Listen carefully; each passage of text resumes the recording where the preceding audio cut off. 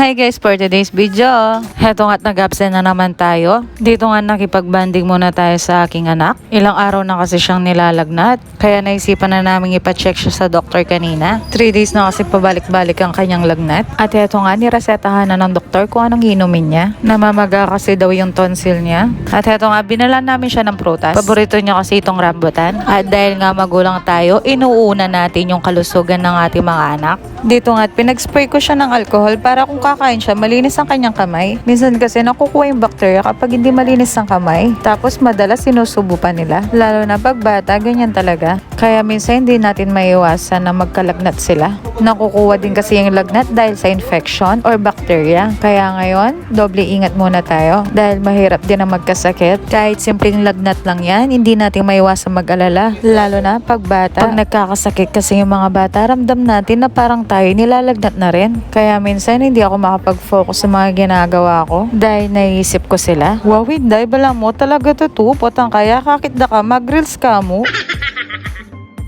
Ganyan talaga ang pagiging magulang. Pag may nagkakasakit sa pamilya natin, parang feeling natin tayo na rin yung nagkakasakit. Wow, Nay, hindi ka drama mo. Kaya bilang isang magulang, gampanin muna natin yung para sa mga anak natin. At ito nga, pinainom ko na siya ng paracetamol para sa kanyang lagnat. Kailangan kasi 4 to 6 hours na painumin ng mga bata, lalo na sa lagnat, para bumaba ito. Minsan iniisip ko, sabi ko parang ako na lang dapat yung magkalagnat, wag lang yung mga anak ko. Di baling sakto lang tayo, wag lang magkakasakit yung pamilya natin. Naalala ko kasi nung bata ko, todo alaga talaga yung nanay ko. At sila din yung nagiging inspirasyon ko sa buhay ko ngayon. Kaya gusto kong iparamdam din sa mga anak ko na napakahalaga nila sa akin. Wala naman kasing magulang na hindi mahal ang kanilang mga anak, kaya gusto ko rin bumawi sa kanila ngayon. At dahil hindi siya pwede sa malamig na tubig, kaya ito munang hindi malamig ang pinainom ko sa kanya. At mahalaga din na painumin natin sila ng malilinis na tubig. Minsan kasi nasa tubig at pagkain din ang nakukuha nilang mga sakit, lalo na pag hindi malinis ito. Kaya kailangan lagi natin silang bantayan kung ano yung mga kinakain nila, lalo na yung mga chichirya. Hindi rin maganda sa mga bata. Naawa nga ako sa kanya dahil ilang days na siyang hindi nakakapasok. Kahit gustuhin niya nang pumasok, ayaw ko pa rin siya papasukin. Makita lang natin yung mga anak natin na okay, ay panatag na tayo.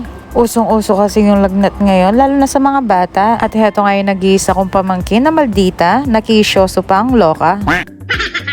Oy, galing! Makdo!